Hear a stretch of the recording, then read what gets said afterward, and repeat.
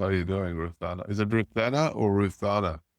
It's Ruth Anna, but you said Anna. it perfectly. Yeah, I typically also go by Ruthie if that's a little easier. Ruthie, yeah. But I thought being this nice would be Ruth Anna. It sounds great. Hey, You're crushing it. good to catch up with Pants. you. I was looking at your bio. You guys have been doing quite a bit of stuff. Pretty cool. Yeah. What is it I've that been, you predominantly do? What is your main thing? it's really setting up systems for success. So I've been narrowing in on what it is that I do really well. And what's been highlighted to me is communication and teaching and helping people to set up systems so that they can think, speak, and act like either a champion or a CEO, depending on if it's kids, we want to help them be champions. And if it's adults, So think, speak, and act like a is it CEO. the specific type of system, or is it what when you say systems? What do you mean by that?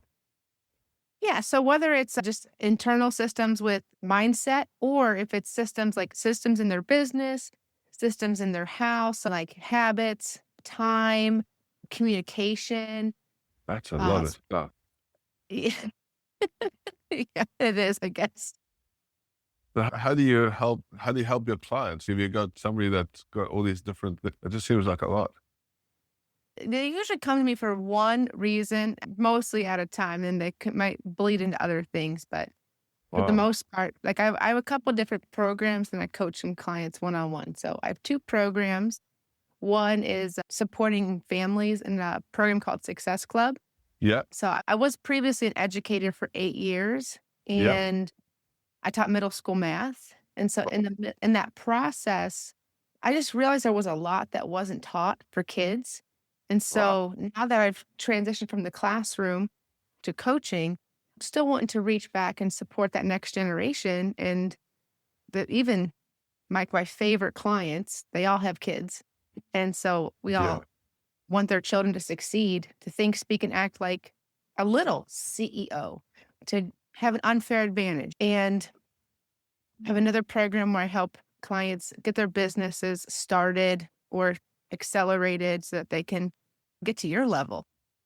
What is it? What do you mean by accelerated? So you're helping them with just setting up their systems, creating clarity, structure. Yeah, Is creating that what it clarity is? and structure, helping them like really narrow in on their offer. Or last night, I helped a client. She just got her language for her sales conversation was so like sideways. Like her heart was in the right spot, but it was not coming out right. It was Yeah. like, yeah, you should buy because without it, you'll die. And I was like, hey, no one's going to buy from that energy. So just actually working with her and her communication and also trying to show her the energy on your conversations not landing Yeah. and you're probably pushing customers away. And what are the beliefs you're holding that are holding you back there? Whether it's sales conversation or like literally helping them. Emily Sturgill, who's in Black Card. Yes. So she's actually a sales coach and she had all these big parts of her program, her offering. And it was all, I don't know how I'm gonna do a delivery event. I don't know how I'm gonna do all these things. I'm like, tell me what you got. And then it was like, oh, boom. Her words. She goes, Ruthie takes the and turns it into the. And so I just have a creative way. I just have a creative way of helping people to organize their thoughts and ideas That would be such an awesome masterclass name. Taking into the the class. She gave me a really cool review. I got a really cool review out of it. So That's amazing. What is your masterclass called? I've not done a math. I did one master class. It was the Make More Money master class. I mostly do challenges and webinars. Yeah, I challenge is called then. I had a challenge recently. It was called CEO Sweet Skills. So like CEO Sweet Sweet. Skills. Sweet as in sweet, like taste sweet. Yeah. No, SUITE, like a CEO Sweet. Sweet Yeah. Skills. Yeah, and then I had a recent challenge. It was called the New You Challenge, and it was around the new year. And it was about like don't bring the old year into 2025. Who is it that you want to be? What's the vision? What are the goals? What are the habits? What do you want to leave in the past that's not serving you? Yeah. And what are you going to start doing when you start taking action immediately to line up with this new vision and these new goals. And it's really powerful. It's really powerful. Good. Love it. How have you been going with those? I'm trying to figure out, I've been doing a lot of more workshops and webinars. I'm trying to figure out I just was reading Eileen's book, Financially Free, where she goes through she goes through the supernova offer in a book. Yeah. And I was like, I'm trying to figure out what the money shot is or what the opportunity is, Yeah. where it fits my offers or where I can actually create another offer. And today I had some enlightening breakthrough. I'm not sure if you're a man of faith. Usually that happens when you're washing dishes or showering or something like that. When did that happen?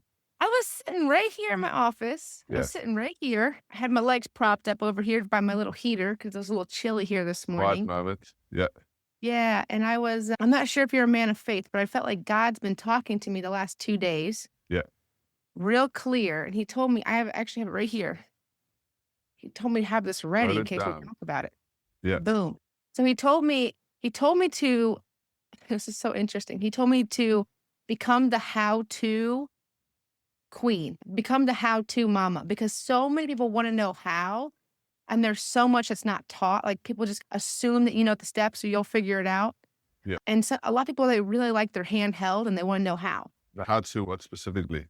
Yeah. I'll get there. Yeah. So God told me to sell sales, and sales stands for serve, go all in, and make it little easy steps.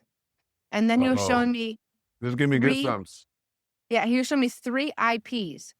He said, sell informational products, or create informational products, tell them and sell them. He's like, tell them what they're going to get and then sell it to them. Tell them and sell them, tell them and sell them. And then God told me implementation programs, which is dare them and then do it with them. I dare you to come get this done with me, whatever it is, because it's implementation. So dare them and do it. And in an implementation program, which is usually a coaching program, all about execution. And I'm getting chills too. It's commit, submit, so you can make profit.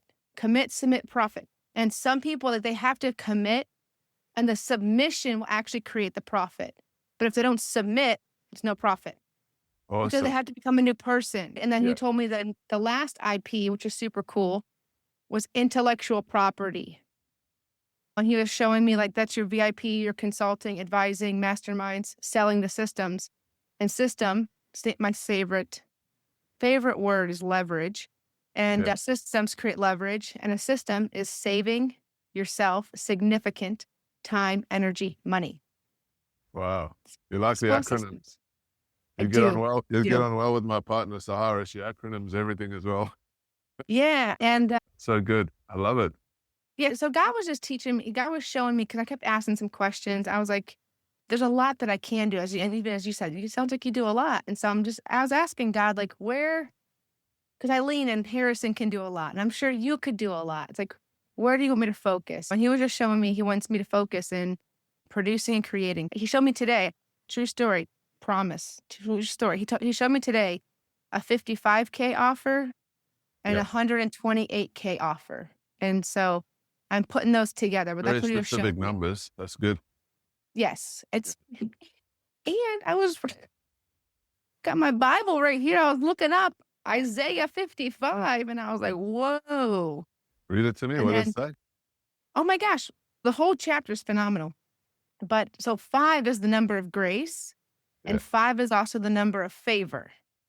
And so he was showing me like double favor or double grace.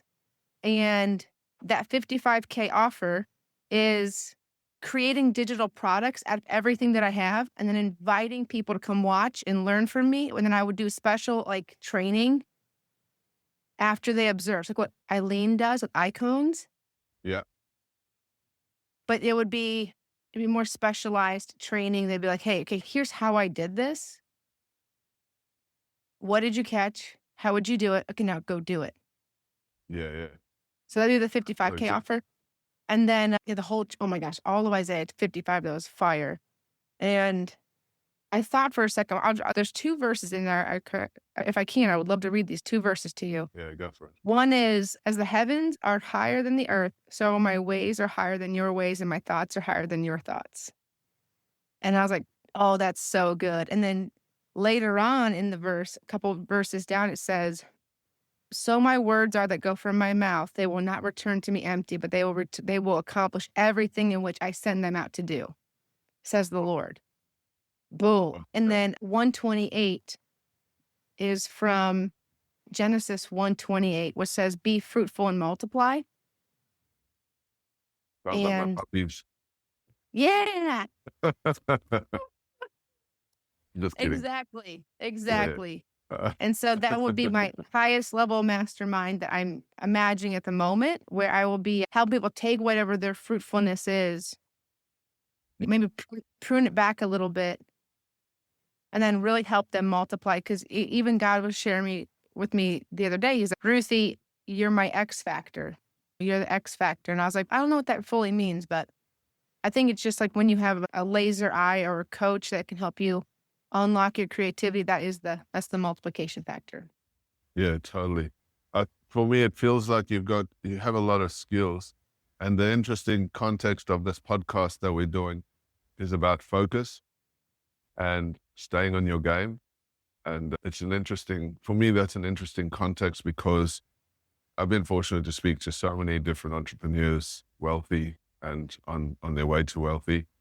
And one of the key ingredients has been focus. Like it just keeps coming up over and over again. And the people that struggle with success are the ones that are chasing shiny objects or not getting real clear on their messages and all that kind of stuff. And so I see it a lot. And so the main premise of this whole podcast that I'm pushing towards is to help other entrepreneurs get clear on their purpose, get clear on staying on their game and not getting distracted with the shiny object stuff. Does that make sense? 100%. Because that's what breaks dreams, right? It's like as soon as so many people I see, they get into this thing and say, "Oh, I'm going to do this thing. It's going to be amazing. I'm going to do it." And then a couple of weeks later, they're like, "Oh, it's just too hard." Off they go down another path, chasing the next thing. And I did that. I did that for so many years back in the day until one day, the day I decided to get super focused was the day everything changed for me. And because I recognized that I was in my office, I was trying to start up a new business and because I was in real estate originally, and there were these people bringing me all these deals, like amazing deals and deals that I could have made fortune out of. But I had become good at this one thing. And Sahara mentioned it to me. She says, "You're trying to do so many different things. You're never going to get anything done if you're doing all this stuff." And I was like, yeah, I get it. I understand. It was burning me. I was really frustrated in that. And then eventually I just decided, all right, I'm going to just start saying no to these deals that aren't getting me to where I want to go. I started annoying people and people were getting upset with me about the fact that I wasn't wanting to do business with them. And I was like, look, it's not where I want to go. It's not what I want to do. And then from there, we started really getting focused on one specific model, one specific offer. I had an avatar that was coming down my path as well because we were going to do coaching in this space. And we decided not to because the price point that we were offering was around $5,000.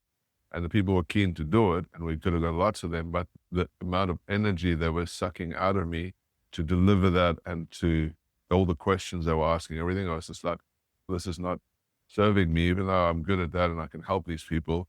I got somebody else to do that. So I shut down that avatar as well. And we got so hyper-focused on it, on one avatar or two avatars, and delivering one or two different things like that changed everything for us. And so we were doing like multiple $2 million in a year. And it was so that kind of idea is what we're trying to bring into this podcast. So does that make sense? 100%. Yeah. And that's the journey. I feel like I'm right there stepping into that. So with all the things I've been doing and even this revelation, even just yesterday, sitting here looking at bottom of my paper says, focus, follow one course until successful. And that's what focus stands for. And Where did you get that? Where did you get that from?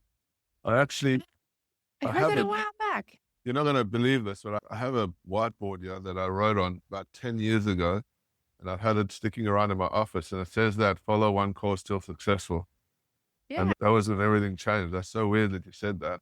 But I have a deal. Yeah, let me just see. I think this is it. Yeah, show me. No. so much stuff around here. Yeah. It's not. It's in another. It's in another room. I talk about it a bit. Yeah, I love that. yeah. I'm just about to kick off the podcast. What's up? You need something? Okay. Just my partner's looking. We would talk. Awesome. All right. Are you? How are you feeling? Good.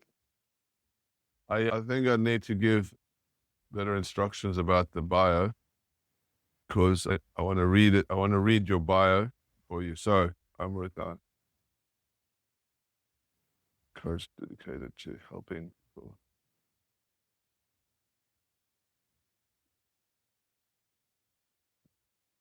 Do you no, that's what I filled out a while back. Do you need me to send you something more updated? Yeah, if you can, that will be good. On the meeting note, on the meeting, the calendar booking, there's a notes. I've created a notes which has questions I'm going to ask. You could pop it in there.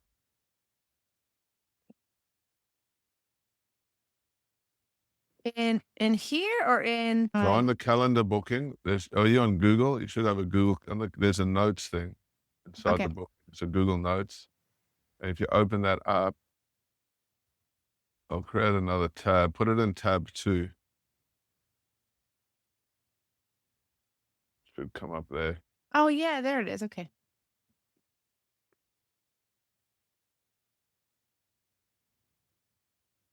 These are great questions.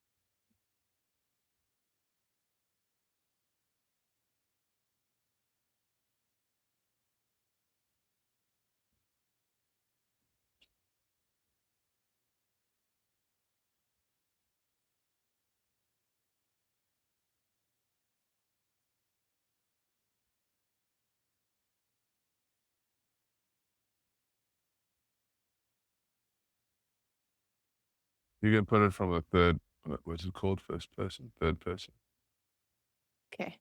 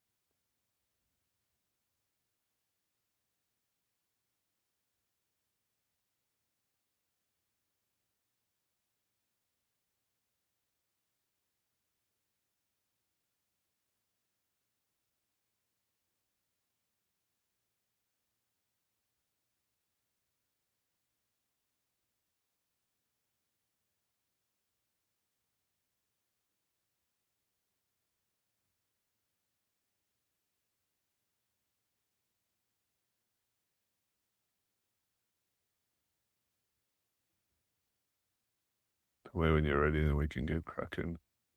Okay. I'm just finishing up here.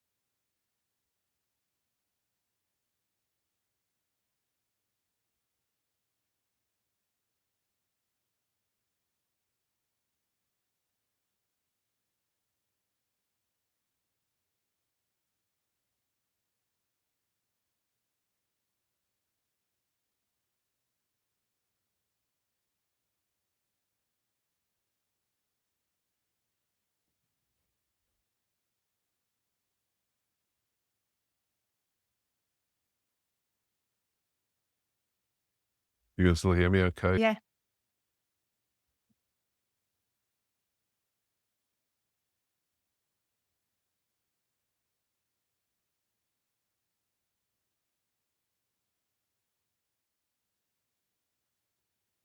Do you have a freebie or anything that you would like to give to the listeners? I do. Most of your listeners are entrepreneurs? Yeah, most of them, all of Yeah. them. Yeah. I do have something. I create something called a revenue calculator. Excellent. Yeah. It's really fun. You can kind of map out your desired revenue. So I just put it in tab 2. We'll check it out real quick while I get you the bio. Yeah. It's a super simple little opt-in page. Do you want to see what it looks like or I'll give me open the it. Yeah, you continue doing what you've got there.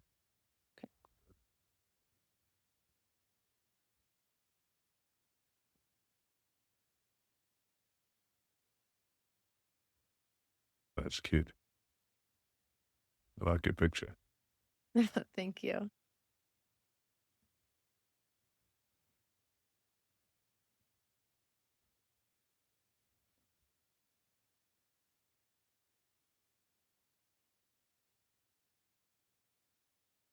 All righty.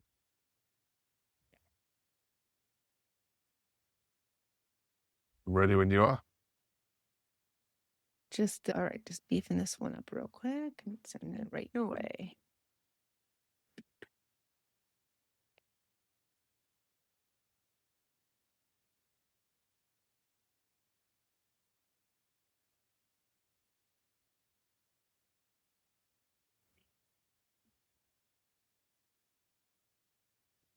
All right, this is perfect. Trying to think, it might not be necessary to share that I was a teacher for 8 years. Maybe it would be that I influenced over 1,000 students' lives. Not sure For you. that's necessary.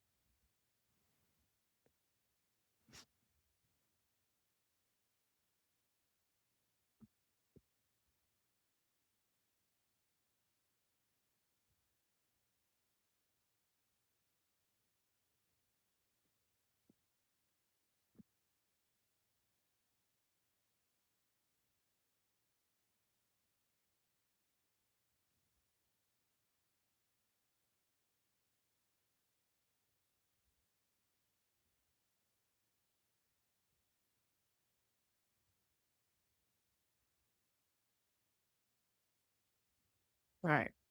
All right.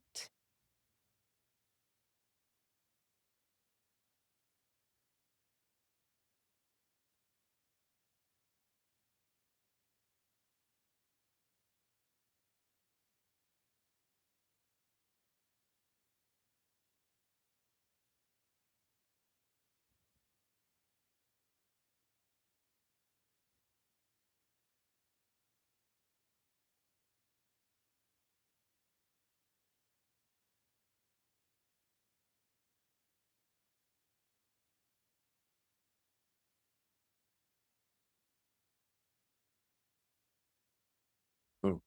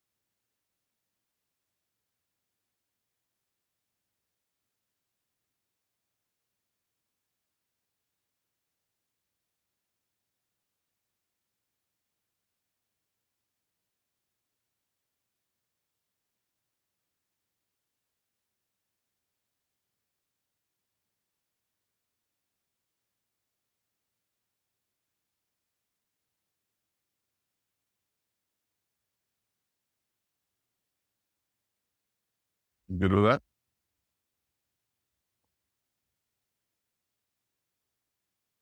Yes. Yeah. All right. You ready to rock and I roll? do. I'm ready. All right. Let's go.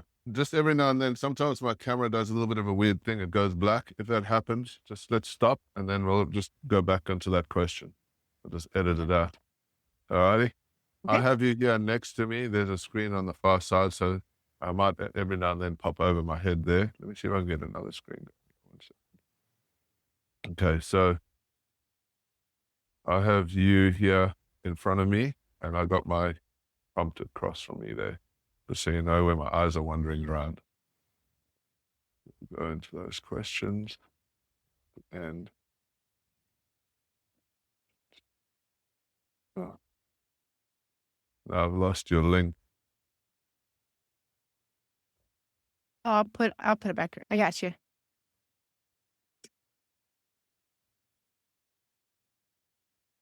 All right, cool. Hi, Ruthanna. How you doing? Let me say that again. I'll start again. Hey, Ruthanna. How you doing? So good to have you joining us today in our Coach Launch podcast. Super excited to be speaking to you. How you going? I'm doing great. Thanks for having me. Yes, we're up for a very cool session today, having a good chat about so many cool things in entrepreneurship, business, and building successful systems. I'm super excited to be learning more about you today and learning from you. But ladies and gentlemen, before we get started, let me introduce Ruthanna, give you a little bit of who she is and what she's up to. So Ruthanna Sonntag is based in Akron, Ohio, and is a master certified covenant coach and speaker. Ruthie focuses on transformative coaching, leading group programs, and offering personalized one-on-one sessions. She coaches people to think, speak, and act like champions, assists fellow coaches in launching their businesses, and hosts a morning mentorship to foster connection, community, and build belief. What makes her unique is her ability to combine biblical wisdom, mindset mastery, and practical success strategies to create lasting change in her clients' lives. Her successfully blended background as an educator, entrepreneur, and high-level coach creates transformational programs that equip both individuals and families with life skills, leadership, and financial stewardship. So, Ruthanna, that's a lot of stuff. I see you have a superpower here of helping your clients get clarity, build confidence, and execute on their goals through your faith-based coaching approach. How amazing is that? So, without further ado, shall we dive in? I have so many cool questions to ask you. I want to hear so much about you. I'm really excited to learn from you. Are you ready to go? I'm ready. Let's go. Fantastic. So please, can you share with us a little bit of your backstory, where you come from, how your journey, your early experiences, particularly the challenges you faced through childhood, and that's what shaped your path to becoming a master level life coach? Absolutely. First off, thank you for having me on the podcast. It's an honor to be here. So growing up, I grew up in a very, I would say, like normal household. I have three brothers and I had a mom and a dad. And something though that was very interesting about my story growing up is that we were homeschooled and my dad got really sick when I was around 7 years old. And he was a diabetic. He ended up having one of his legs amputated. And that was really difficult for our family, just a big transition. My mom was also a hospice nurse. And so she's also our homeschool teacher, our hospice nurse. And part of growing up was keeping our dad alive. And our mom was a nurse. So it was like our keep dad alive class. That was our anatomy and physiology. And a couple years later, my father passed away. And that was really devastating and set me and I think my whole family into a really like a dark season for a long time. And part of the challenges that actually led to me becoming a life coach and doing the work I do now is after my father died, I had no idea how to handle emotions. I think I blacked out. I think I just blacked out or numbed out because there was so much pain. I didn't know how to handle it. And after my father passed away, my mom had this idea that we should breed animals because that'd be a good way to bring in extra income. As we Wow. were talking earlier, animals are fruitful and multiply out by themselves, and our house began to be overran with animals. Good. And so now we weren't being homeschooled anymore because my mom's working full time and my father passed away. So now it's just, we got to put the kids in school. So now we're in school, but we have lots of animals at home. As you can imagine, it started to smell a little bit. It started to get pretty bad. And so we ended up being bullied quite a bit at school because of how our hygiene was just not up to par, and our home just really wasn't a clean space. Lots of And animals. Lots of animals. lots Okay. of Yeah. animals. Yeah, and I actually I not like to fault my mom, but I actually began to believe that my mom loved animals more than she loved me. And that wasn't true, but it felt Yeah. true. Anyways, along my journey, got out of that dark season, got out of feeling like the animals were more valuable than me, and learning how to process all this emotion that I had pent up from the loss of my dad and feeling neglected from my mom, being made fun of at school, being really embarrassed of my home life. A lot of this led to a lot of internalization that I couldn't process and handle. I didn't have these skills. And so when I went to high school, went to college, got out of college, I actually went to school to be an educator. I tried a bunch of different things, but I didn't know what it was that I wanted to do. So I found education and I just stuck with it. I was like, you know what? I could do this. I don't want to do this, but I could do this. And So there was that's it. something about it. You're looking at in the teaching space, like you're becoming a teacher, right? Yeah. Yeah. And there was something about teaching. I didn't know what it was, but I just thought I could do this. It wasn't like my first or second or third choice, but I thought I could do it. So, anyways, I give it a go. And along my journey, I became a teacher, graduated college, got a job, did rather well, found all these skills inside of me to lead young people. And when you have an education job, there's lots of professional development. And I was like, man, this is awesome. I was learning all these new things. But then it gets boring after a while because it's not super engaging stuff. And then I found personal development, which I thought was fascinating. And then all these things from childhood started making sense. I started going to these personal development conferences, and Matthew, these people knew me better than I knew me. And I had a moment where I was sitting in those freezing cold ballrooms. Why are they always so cold? I don't know why. But I was sitting there and I was looking at the lady on stage and I'm like, that's what I want to do. I want to help Right. people. I want to teach people this kind of stuff about personalities, beliefs, emotions, vision, goals, how to take what God's given you and organize it, optimize it, and monetize it. That's what I want to do. And it Right. took me a while. Just let's take a little step back just for a second. Let's talk about the personal development. So you started becoming a teacher. You're working with children, right? There's lots of children around. And what was the age group of the kids that you're working with? Middle school students, so mostly 11, 12, 13. Mostly 11, 12, 13. And you're in the school environment and there's a lot of professional development stuff that you're doing, teaching maths, preparing them for university, preparing them for college, whatever that looks like. And talk to me about, so how did you come about personal development? Everybody comes about it a little bit different way. Was it a Tony Robbins thing that you saw? Was there how did you come across personal development? It's a great question. I was actually at a conference. It was a faith-based conference, and and there was way out of state. It was like an out-of-state faith conference. I went, and this guy I knew, his name was Ben. He said, "Hey, I want you to come meet my family. Come here. I want to come meet my family." And so I go and I meet his family, and he goes, "This is Ruthie. She's a sapphire." And I was like, "Wow, no one's ever said something to me like that. Why'd you say that? That's so nice, but Called you weird." a sapphire. Did you know what a sapphire Sapphire. meant? No idea. So I You asked him, I'm think like, he was "Why'd you call?" insulting you? No, it was just a unique word. I was like, "Why'd you call Yeah, me a sapphire?" And right. he said, "Oh, it's a personality profile called GEMS, GEMS, GEMS. There's rubies, sapphires, emeralds, and pearls." And I'm like, "Oh, okay. But why'd you say that?" He goes, "Oh, I was describing to my wife your personality." And I'm like, "Oh, cool. What's that mean though?" He goes, "Check out this lady. Her name's Danny Johnson. Just check her out." I said, "Okay."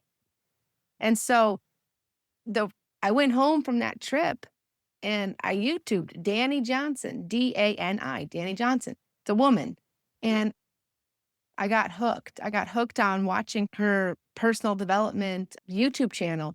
And then it dawned on me, I could go to one of her events. It literally took me about 18 months to realize this. I Yeah. could go.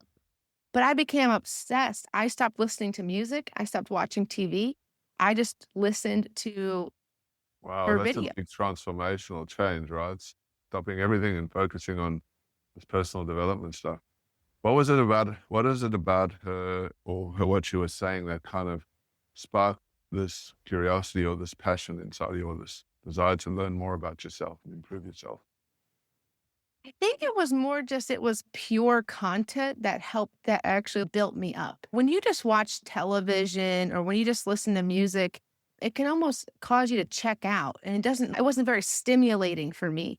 And so I Right. love the fact that I could learn something. I called it like edutainment. It was education, it Right. was entertaining. Yeah. And so I think what it was is she was sharing faith principles, business principles. She was speaking another language I just had never really heard before. And I was like, I'm a teacher. And why am I not teaching this in the schools? And then eventually I found Tony Robbins and Eileen Wilder, other amazing coaches that I really enjoy learning from. But she was the first. And it really Wow. just intrigued me to learn more So did about myself and psychology. so you we've all been, I mean, I've been through a similar journey, right? We're in our lives, unless you're brought up in that personal development space, it's something that you transition towards, because most of us, I think, in our childhoods never got taught stuff like this. I certainly didn't. And having that feeling of neglect as a kid is prevalent in many people. And we go through a process. And I think if I look back at my journey of finding personal development, it was going through the hard knocks that made me realize there has to be a better way. There has to be something out there that's a little bit different. And then when you hear these messages that don't, like you said, you're watching the TV or you're watching the news, it doesn't, you zone out, or it makes you feel like the world's going to end, or there's no positivity there, or it's just like monotonous. But when you hear these positive messages or these affirmations or this message that says that you can be something better, it's motivational. And when I started hearing these messages, it started changing my life too. So I love that. You talk a lot about faith-based influence or faith-based coaching a bit. Can you explain to me how that's different from any other coaching or kind of model that's out there? Yeah. Yeah, I believe that the Bible's a book of truth, and so it's a library of truth. And so truth brings freedom. I think I use it a lot as like my foundation that we take what somebody might be facing, a belief that they might hold, and we see what's this creating. There's a scripture I really like. It's Romans 12:2. It says, don't conform to the pattern of this world, but be transformed by renewing your mind. Matthew, success leaves clues. That's a clue that the world is trying to conform you, become like everybody else, which is easy to control. That's never been my thing. I really like thinking for myself and I really enjoy freedom quite a bit. And so I love helping other people get free by evaluating what are the thoughts in their head? Is it conforming or can we transform here? And so I help people transform by renewing the beliefs that they hold. And w- again, I believe that the Bible is a library of truth, and I Yeah, believe that there is an enemy that is out to steal, kill, and destroy. And so when someone's coming to me and they're having a difficulty, like they're really running into some confusion or uncertainty or anxiety, I'll ask me some questions. What's the thought you're holding? And we dig through together to identify what is driving this person right now and who told them that. mm, Oftentimes, they're believing a lie. Oftentimes, they feel like, "Oh, I told myself this," or somebody else said this to me. And it's usually a still small voice of a liar, of an accuser. It's an accusation. It's negative. It's not positive, and it's causing this real downward spiral. And so I know that, like, it also says in scripture, "As we think, so we become." That is if you really just even ponder on that for a while, like, you are what you think about. Your thoughts become things, and our 100%. words are so powerful. So that's why I'm really bent towards helping people think, speak, and act like a champion because I want them to be successful. And so if Yeah. we can prime them with the thoughts that are going to help them succeed, help them focus on what's powerful, positive, pure, excellent, praiseworthy, of good report, the truth of who they really are. It helps them have so much more confidence, power, and strength, and they can overcome any obstacle in their way. Good. So I love that. So if somebody were to come to you, because you're obviously gone through a journey, you're now a successful coach helping people, and you've mastered this process of faith-based coaching or faith-based mentorship. Now, if I was a client coming to you, how do you integrate your biblical wisdom into mindset and mastery and into your coaching? And what impact does that have on your clients? Oh, yeah, it's powerful. One, I invite God and the Holy Spirit into the session, into our conversation. I ask, I'm like, hey, is it okay if we pray? All my clients know that I'm a believer. And so I'll ask if, is it okay if we pray? And one, it gets rid of usually any confusion in the air, and allows us to really go in and build awareness of what's going on here. What's really going on? What's the belief? What's the emotion that's capturing the person? Because they're Mm, stuck in that emotion. They're stuck in a belief. And then sometimes we go back, Matthew, we do some deep work. Sometimes I feel like a spiritual brain surgeon. Like we're really going back to figure out like when did this problem happen? So there's fruit issues, but you got to trace it all the way back down to the root issue. Like what caused this fruit tree to grow? Like the fruit issue could be like anger. That's the fruit issue. But if you trace it all the way down, it could be sadness. There's deep loss or sadness there. yeah, And so we trace things back through questions, compassionate curiosity, and then we create healing in that place. And it's amazing. You just see people transform right in front of you. Anxiety go away. I've seen a woman healed of OCD like that. She stopped taking her medicine because we healed the actual problem, found the root cause. And you're a tripart being. You're a spirit who has a soul and a body. So if we just deal with the physical, we're just addressing 1/3 of your being. But when we can I believe when we bring God into it, we can address your whole being, your spirit, your soul, and your body. And the good. transformation is incredible and it's really fast.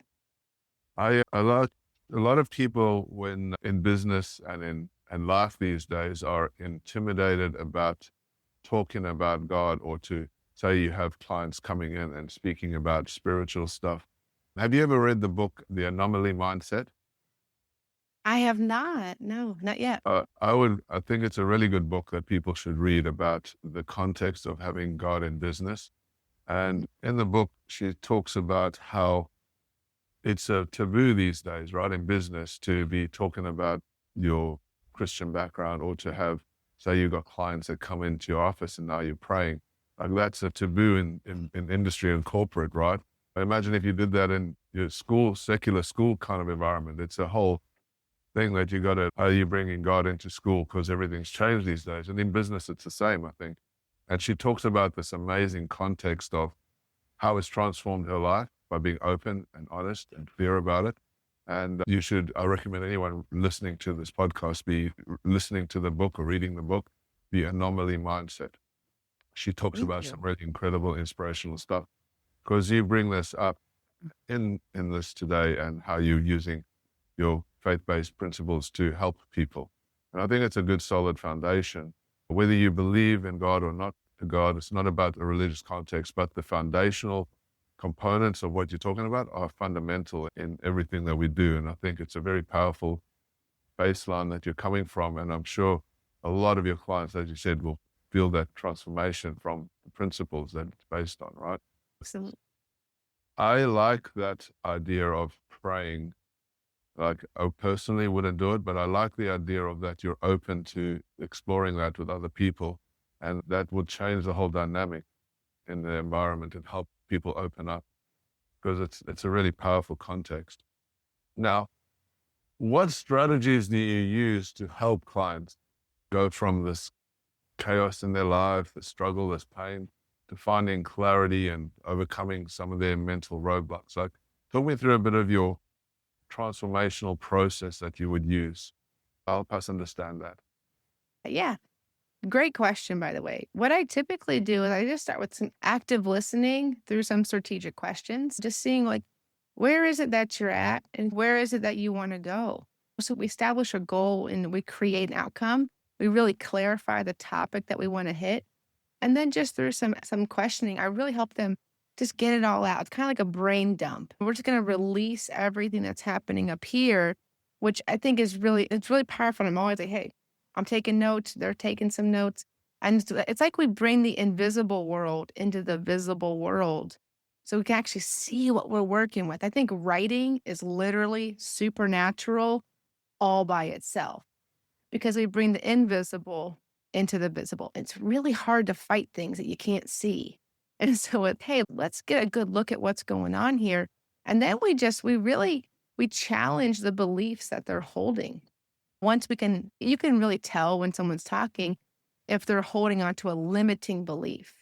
Mm. And so you ask, I feel like my ear is just trained to hear the negatives or the limitations that people self-impose. And our mouths tell on us. It says, out of the abundance of the heart, the mouth speaks. So as someone's just sharing from their heart, you'll be able to hear the limiting beliefs. You'll be able to hear the negatives or the way that they're limiting themselves, maybe some of the lies they're believing. And so from there, we just challenge, is that 100% true? Where'd you hear that? Who told you that? When you think that, what does that cause you to feel? When you feel that, what do you do? When you do that, what does that create? Is that what you want? And then some of us, Matthew, we think that we should go from one extreme all the way to the other. That is not how you create healing. No. What if instead of going from like super cold to super hot, what if we just went to a neutral space? I call it positive neutral. So once Neutral. a positive neutral, once we go from the limiting belief to go to an empowering belief, we try and find a thought that they can hold that feels true and possible. True and possible. Another way that I describe this is if you were to try a thought on, or you're holding a limiting thought, it's almost like you go to a dressing room and the clothes are too small, right? That's the one extreme. The other extreme are clothes that are too big. And an example would be like, my mom's never going to get better. That's limiting. We can't just swing to the other side. She's perfectly healed and fine. Your brain will reject that. And so let's go to a positive neutral. Instead of a t-shirt too small or a t-shirt too big, let's try something that fits. And you'll know if it fits because your emotions are like lie detectors. Yeah. When you actually hold a belief that is possible and true for you, it lands, you can actually hold on to it. It's true for you. You'll actually be able to see a physical release on people because the emotions will like, oh yeah, that's real. Is my mom's never going to get better. She's perfectly healed and fine. I can't hold that. How about I have a mom? Huh, okay. Yeah, that's true. I do have a mom. They help them build from there. So, Is you that know, is that something that you've developed over time? Is this something because that sounds like something very unique and different that you're doing. Is that a system or a process that you've developed that where you're helping people? I mean, it's more cognitive behavioral therapy. And then I just use the analogy of going into a dressing room. And let's say we have a thought that's too tight or a thought that's too big. Let's find a thought that fits. And so it's mostly cognitive behavioral therapy. And where I was trained in life coaching, we call it the faith formula, where we walk people through what's the thought you're holding? What's the emotion it's creating? When you have that emotion, what does it cause you to do? Because we only ever do something because we feel like it. And then what does that action create? And then I ask the question, are you in love with those results? If it's a limiting belief, you're not in love with the results. But I don't assume. I give them the honor and the dignity of saying, this belief is not serving me. I want to upgrade it. And it's amazing. It's amazing what becomes possible when we upgrade our thoughts. Can you give me an example of mindset transformation from one of your clients, what they've experienced and going through this process with you? Yeah, sure. One of my clients, I'll just call her Susan. So I'll keep her name anonymous. I'll call her Susan. So Susan came to me on the verge of psychosis. Well, she actually already had psychosis. After she had one of her children, she's got 3 little boys at home. She's married to a husband, married to a man, and her parents are getting sick, and she's just losing it. Loads of anxiety. She's not really understanding who she is, what she's called to do. She always is feeling like a failure. And so Susan comes to me, funny enough, off of a Facebook post. She's like, "Hey, I feel like your Facebook post spoke to me." I was like, "Oh, cool. What's up?" And I knew Susan from my everyday life. And I take her through a consultation. We start coaching together, and I was actually coaching her and her husband, and it was all around this anxiety that she was facing, and she was so afraid she was gonna go back to the psych ward. She was so afraid because she had a psychosis episode after she had one of her children. She just, like, Oh, wow. postpartum, had a really hard time, and she was really afraid, just really scared, had some thoughts in her head that were really causing her to spiral quite often, and so we would just take it one step at a time, one thought at a time. And I remember one of her biggest breakthroughs is she's like, "I just really feel like I'm a bad mom." Oh, I said, and a lot of moms feel this way. A lot of moms have lots of mom guilt. They feel like they're a bad mom. And I said, "Susan, I want you to tell me right now, what's a bad mom do? What are the signs of a bad mom?" And we wrote them all out. And I was like, "Are any of these things?" A bad mom neglects her kids, hits her kids, yells, doesn't feed them, doesn't bathe them, doesn't love them. A bad mom abandons her children. A bad mom smokes and drinks in front of her kids or watches a lot of explicit content, doesn't protect her kids. And I was like, "Susan, is this you?" She said, "No." I'm like, "Then what would a mm, good mom do?" And she starts to describe all these characteristics. I'm like, "Hey, Susan, who does this sound like?" She goes, "Sounds like me." Yeah, yeah, you care for your kids, you love them, you feed them, you bathe them. And we helped just take this invisible standard that she was mm, really holding this standard of. I'm like, "What are you comparing good mom to?" yeah, "I don't even know. I just feel like I'm not a good mom." And we just brought it down to be like, this is what a good mom is. yeah. And you're doing all these things.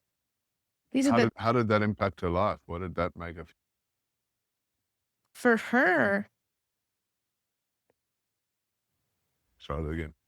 So how did that make her feel? What was it like for her to go through that experience and transformation? You could hear in her voice the transformation. She went from heavy to light. She went from anxious and overwhelmed to smiling and joyful and like little bits of laughter in her voice. It was like a total night and day conversation or session with her. And then her husband, I was coaching both of them individually. Her husband's, "I don't know what you did in that session. She's a new woman." I was like, "I don't know what you did." I was like, "I just helped her identify what a good mom is. That's it." So she had more freedom, more positivity, her tension in her marriage released. And this woman, Susan, now, I talk to her multiple times a week. She's running 2 successful businesses and Wow. but on the side, she's actually gone into coaching herself so that other people can experience the kind of healing that she did. And she's got three amazing healthy kids. Her marriage is better than ever, and she's got a baby on the way. So Susan's doing good. Wow, that's amazing.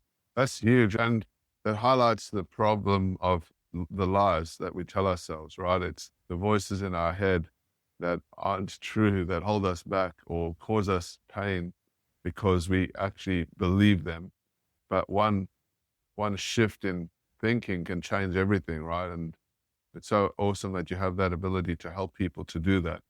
I think those thoughts, they cause so much devastation, right? And the lies that we've been told, the lies the media tells us, the stuff that we pick up on social media, the people around us, all those things percolate and create these narratives or these identities that we start believing. And but that's just so not true. And if we were able to shift that load or understand them in a different way, it can make a huge impact. And that's why amazing people like you are so good in this world to help people have transformations like that. It's so good and Oh, helpful. thank you. That's amazing. Let's dive into a little bit of business stuff. Is that okay if we kind of transition into business stuff? I love it. Let's go. Let's go. All right. You talked to me earlier on about systems and how you like systems, and systems are important. And most of us understand the importance of systems. There's this world of systems, this word systems out there. Everyone talks about systems. You have to have a system, or you got to follow a system, this system, that, and it can drive you a little bit bonkers, right? Because there's no real, it's a broad term, systems. Yeah. Tell me from your perspective, what does systems mean to you? Yeah. I think of systems like an acronym. It means saving yourself significant time, energy, and money. So if you Say write that that out, again. Say that again. That sounds so cool. Say it again. saving yourself significant time, energy, and money. Wow. So good. Love that. So I think of systems like these are the steps, the protocols, and the procedures that you will get to execute with excellence for things to run smoothly. And our brains are always wanting a safe, our brains want to keep us safe, not always successful. And something I've noticed is plans make people feel safe because it's like a recipe. If I follow the recipe, I'll get a good result. I don't have to guess, is this recipe going to create a good result? If I follow the recipe, I'm going to get a good result every time. And that's what systems do. That's what recipes do. That's what steps, frameworks, protocols, and procedures create. And as a teacher, I was a math teacher. I just loved equations. If I plug these things in, I'm going to get this answer. And so I Right. realized if I can help people understand the steps, they're going to have a major competence and confidence to execute with excellence. And it makes them feel really good about themselves and they get really good results for themselves and others. And my thing, and I think you also said this earlier, there's got to be a better way. I am always searching for the most easy, simple, fun approach to get something done with efficiency and excellence. Like I Yeah. want it to be effective. We don't have to go to a meeting if it could be an email. We don't have to talk for an hour if it could have been a text. I do enjoy connecting with people, but I really value saving time and I value saving money and I value saving energy.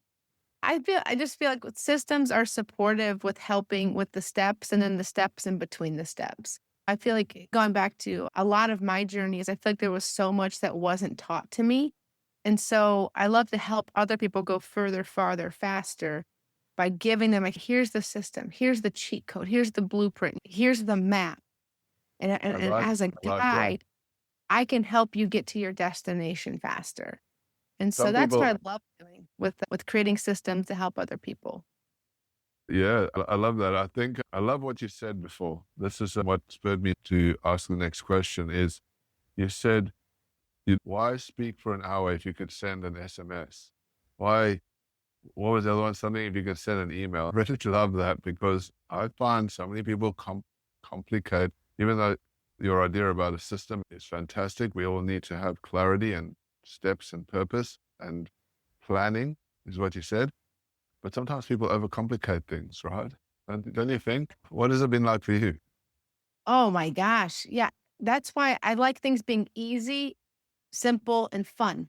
Like, how can we make it easier? There's got to be a better way, like you said, right? So, how can we organize it and optimize it? I love leverage. It's because it enhances the things I value the most. If you had a flat tire, nobody is going to call up all their friends and say, hey, come over to my house and pick my car up. We wouldn't do that. It's stupid. It's a waste of time and energy. And you don't want to do that. What would you do? You'd get the jack out of your car, you'd jack your car up, you change your own tire. It's more efficient that way. Love it. It's more So good. efficient. And so there's so many places I think where we can overcomplicate or there's a lot of gaps and people just need support getting through whatever their gap is. And simplicity is enormous. On top of simplicity, and here's this in itself is extremely simple. Scheduling a place and a time to do a thing. If there's Mm, one thing I have noticed that I do really is I take a gap of my own that I want to fill. I find a problem, I'm going to create a solution. I'm very solution oriented. I like creative solutions. Yes. So something I found to get leverage on myself is I will figure out my own problem. What is it that I need? Or how would I like this to go? Then I implement it by scheduling a time and a place to do a thing. And then I monetize it by inviting people to come do this with me. Because Right. most people also don't want to do things alone. I'll give you an example. Can I give you an example? Absolutely. Couple weeks ago, I had noticed, and I had this idea for a while. I was like, I really would like to start meditating more often. I would like to visualize more often. I would like to write my goals out every day. Then I started doing something called scribing, which is like where it's like you just tell yourself a story of how you want things to go. Scripting, scribing, you just write it out. It's uber positive, makes you feel great. Like, today's the best day of my life. I had my master class. I sold everybody. I closed everybody. Everyone's doing my program. It's amazing. They're all getting good results, right? It's just so fun. So I wanted to do all these things because they just get you in a peak state. You feel great. And I was Yeah. like, but I know if I don't have an appointment, I'm not going to do it. So I'm going to schedule a time and a place to do a thing. I'm going to monetize it by inviting people to come check it out. And I'm going to charge them because it's valuable. So I So good. started something recently called Miracle Morning. We do it 2 days a week, Thursdays, Rick, Tuesdays, morning. Thursdays. I love Miracle that. Morning. Yeah. We start off with a guided meditation. And then, Who's guiding yeah, the meditation? Just so I have just a collection of right. recordings. Yeah, Yeah. yeah. So I just have a Zoom call just Yeah. like this. I share my screen or I share the sound. We do a guided meditation, and then we do something called the scripting. We write out our goals. We play a little game called Act As If. And then what we do is we'll take our scripting and I'll say, hey, Matthew, did you know this was the best year of my life? Did you know that this was when I started making $1 million a month? Yeah, this last year, it was amazing for me. I got married. My family's doing great. We went on that vacation we were talking about, and we literally start speaking life over our dreams and our vision. Good. I would do more than that, but my point is, I found out how to get leverage on myself. I need Gotcha. a time and a place to do a thing. I'm going to book an appointment, and then I need accountability. I realize what's the thing that gets me up out of bed. I wish it was people. It's not. I wish it was money. It's not. You know what it is? It's an appointment. An appointment. Get out of bed. I know Love it it. sounds crazy, but I figured out how to get leverage on myself. So And good. I I love realized that. if I That's schedule a something time, I've just learned from that, by the way. It's really good context. So good. yeah, if I schedule a time and a place to do a thing, I have an A appointment time and a place. Yeah. and I can get somebody to be there with me, to hold me accountable, I'll show up for them, which means I'll So show up good. for me too. And then That I is found so true. and it's a gift. It's a gift I can also give somebody else because most of us, we will do more for somebody else than we'll do for ourselves. So here's Yeah. the key. Here's the key. Tell me. What would like just create an appointment with somebody else to be accountable and then go crush it. And also like when you're around other people who are raising their hand, they're volunteering or they're paying for accountability. Yeah. There's something, I don't know what it is, Matthew. I got chills just thinking about it. For real. Yeah. It Yeah. causes you to perform higher Oh, because totally. a low performer won't show up for the appointment. A low performer automatically pulls your energy and your performance way down. A low performer won't pay. But a high performer, they understand. I got to pay. I got to show up. I got to get out of bed. I got to make my appointments. I got to be punctual. And I'm gonna spur the other person on. I'm gonna encourage them. And just by us being in the same atmosphere, whether it's on Zoom or in the same room, we perform Very higher. motivational. Yeah. Absolutely. I can so relate to that. I can so relate to that. The more of those people you have around you, the better your life is as well. I've been very blessed. I'm very fortunate, blessed to have Sahara in my life. And we like that. We push each other. We started holding each other accountable for eating habits, diet, physical exercise. Every morning we're waking up, exercising together. And because there's both of us doing it, It's just we motivate each other. Like we can't not do it now because you feel like you're letting the other person down, right? You feel like, hey, if I don't do this thing, like how bad is that Yeah. going to make me look? You I got it. love it. You That is got it. such a powerful thing. I really love that. And you've been able to monetize it. I unfortunately can't charge Sahara. But I get the idea. Maybe one day we'll get groups of people together to come and join us in the mornings on Zoom or something. That'd Yeah. be really good context. So tell me, how do you see your future evolving in the next few years? What are the things you're going to implement and make happen for yourself? Oh, I love that. One of the big pivots I'm making, and something we were talking about right before we started the podcast here, was really focusing in on creating digital products. And something I've noticed I do really well is I believe I'm a really good communicator and teacher. And so what I love to do is again, organize, optimize, monetize, set an appointment, invite people, create leverage, maximize the experience. So, what I'm going to be doing is taking all the programs I've created, all the products that I have, turning them all to be digital products and courses. And I'm going to be offering a high ticket offer for other people to watch me do what I do. They're going to come watch, so they're going to pay to participate, to watch me do my A thing. look over your shoulder type thing. Yeah, and then once yeah, like a shadow seat, and then, like, once my digital products are created, I'm gonna say, "Hey, what did you notice? What'd you wonder?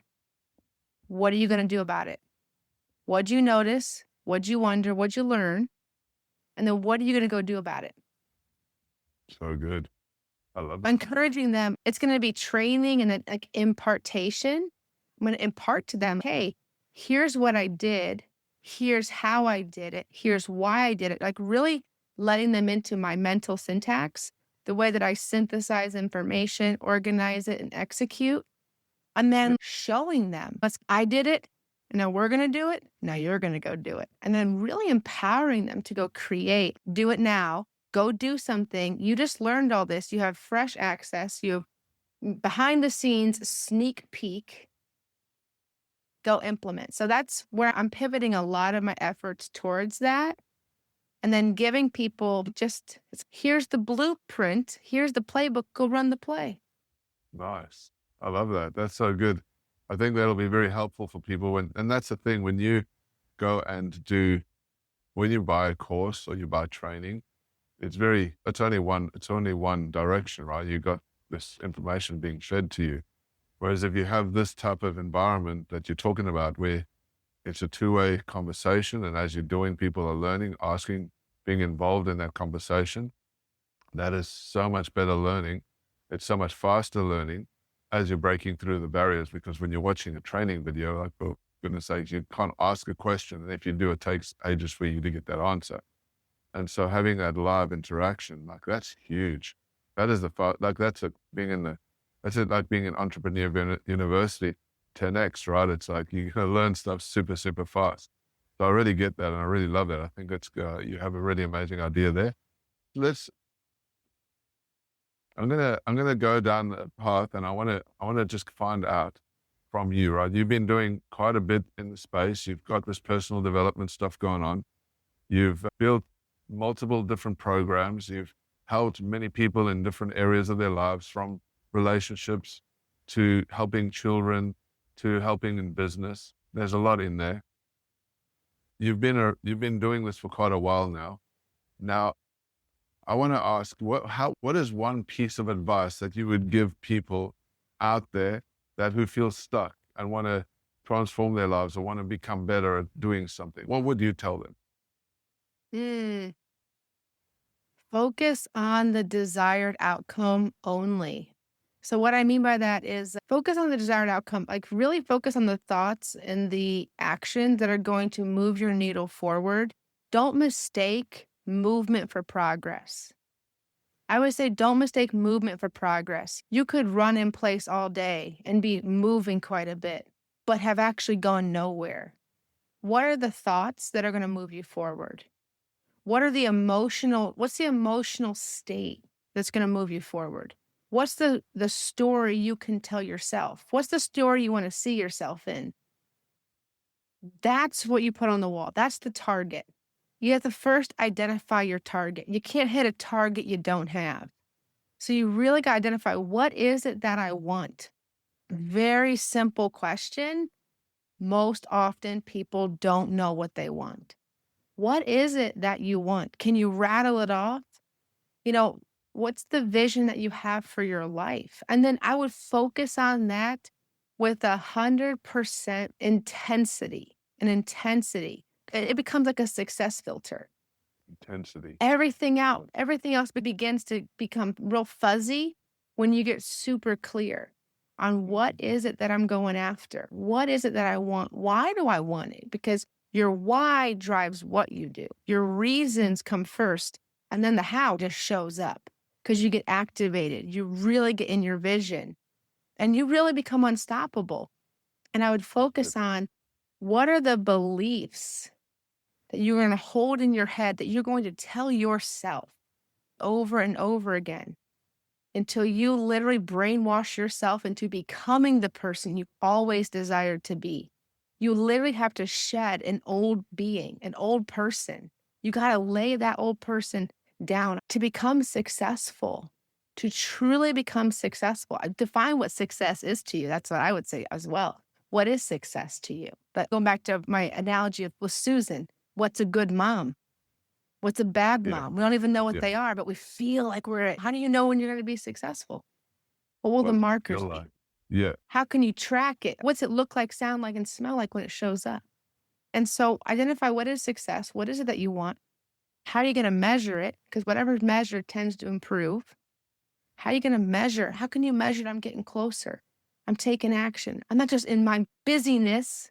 I'm working my business. A lot of people in Matthew, they're working their busyness, Yeah. not their business. And so you have to identify, what is profit-making activity, not just income activity, profit-making activity. Because let's just say that you do something and then you get $500 or so, but it cost you $497 to create it. There's zero Yeah. profit. That Yeah. wasn't a smart move. So how can you create more leverage to have profit from your activity and really be able to execute to a level of excellence? You're actually moving forward, actually creating progress. But really, what is it that you want? What is success to you? And then what is the story you're going to tell yourself? And write it out every day. Write it out. Practice it. I walk around my house telling myself a really good story all the time. I've Yeah. programmed this mind to believe the best things about myself. So true. So good. I think the core message that you said there is to just know exactly what you want. Know exactly what you want. And you did mention that so many people don't know what they want. And it's so true. For many years, I didn't know what I wanted. And it Yeah. causes so much deflation, so much distraction, so many chasing shiny objects, so much fear of failure. And as soon as you do get clear on that vision of what it is that you actually want, it's funny how, for me, and I've experienced this, how crystal clear your journey then becomes. It's like, then you know what you say no to, what you say yes to. And when you have that momentum from that, I think it's one of the most amazing things you can put in your life. So that's a really amazing message. And I love that, Ruth Anna. Thank you so much for sharing that. All right. So it's been an amazing session. Tell me, how do people get in touch with you? My favorite way to connect is on social media. So on Facebook, Ruthanna Sonntag on Facebook, as you see here on the screen, or Ruthanna Sonntag,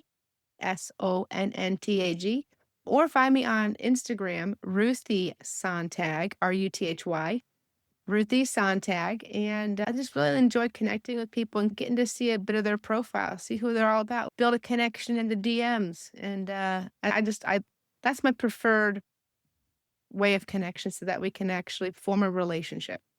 Fantastic. And so, guys, if you want to connect and catch up with Ruthanna, those are the details. However, Ruthanna has also talked to me a lot about a calculator. Talk to me about the calculator that you were discussing with me earlier on and how that's going to benefit the listeners today. Oh my gosh, I have got a whopper of a gift for you guys. So I was a math teacher for 8 years. And as you heard, I like systems. I like to make things easy, simple, and fun. And so one of the things that we even talked about with one piece of advice is you got to know what you want. And so what's the income that you want? What's your number, baby? So the revenue calculator Number, helps you. baby. What's your number, baby? Yeah. So the revenue calculator, I made for you guys a revenue calculator. It allows you to reverse engineer the revenue that you want to create for the whole year. So let's just say you wanted to create like $1 million. Are you aware of what is that per month or what is that per week? It's again, whatever we don't measure, we can't monitor it. Like, how will you know if you're being successful? If you want to create $1 million, that's about, I think it's like $83,000 a month. 83,000. Okay. If I'm having $100,000 months, I'm definitely going to get $1 million in a year. But we're helping you to reverse engineer your goals so that you can have easy to hit KPIs, key point Target. indicators. Yeah. So So I good. created guys an amazing calculator, and you won't have to do all the math. It does the math for you. You just type in your revenue goal, and it will reverse engineer it per month and then per week. And then what you do, and if you need any support, just reach out. I'd love to help you. And then what you do is you put in your programs, your products, or your services, and it helps you to see how many you have to sell of that item in general, or per month, or per week to hit your goals. So it really makes it crystal clear for you to be successful. And it's super efficient, super easy to use. And I think you guys are going to enjoy it. Oh, good. I love that. Who doesn't like a good calculator and a good spreadsheet? I like Spreadsheets are it. so important, right? A good thing. Yes. Ruthie, thank you so much. It's been an honor and privilege to catch up with you today. I've learned so much. I'm sure the listeners have learned a lot too. And we'll speak again soon. Sounds good. Thank you so much for having me, Matthew. Have a good day. Bye.